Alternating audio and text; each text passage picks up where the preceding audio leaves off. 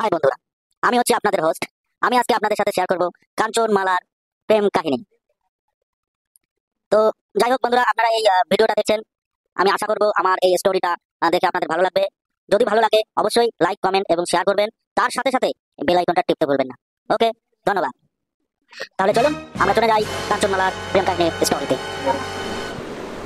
High মালা, কেমন আছো? অনেকদিন পরে এই সমুদ্র সৈকতে আসলাম, বলো।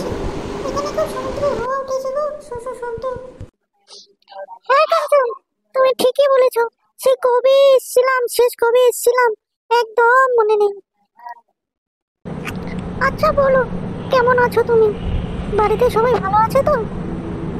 আজকাল এত ব্যস্ত থাকি, জানো, যখন আমরা কলেজে পড়তাম কত ভালো ছিলাম, তাই না বলো? এখন দেখা করার মতো সময়ই হয় না।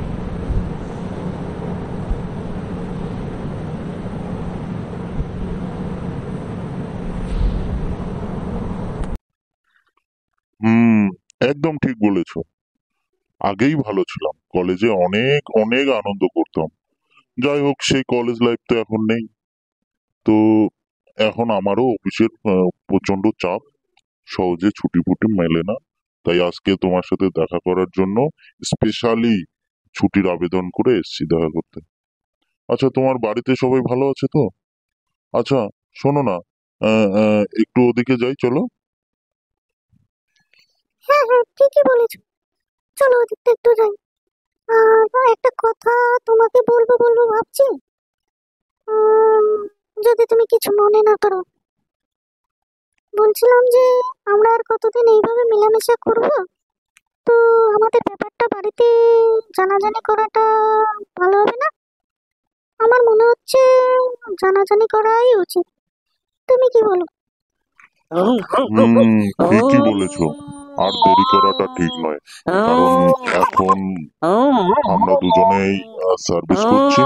তো আশা করি বাড়িতে খুব সহজেই মেনে নেবে। এই যে এই গাড়িটাও ঠিকঠাক চলে না গো, দেখো না রাস্তাঘাট কি জাম। আচ্ছা, চলো, আমি আমার বাড়িতে বলবো, তুমি হ্যাঁ, তোমার ঠিক বাড়িতে বলেছো, বলবে। আমি আজকেই ঠিক বলবো। আছে।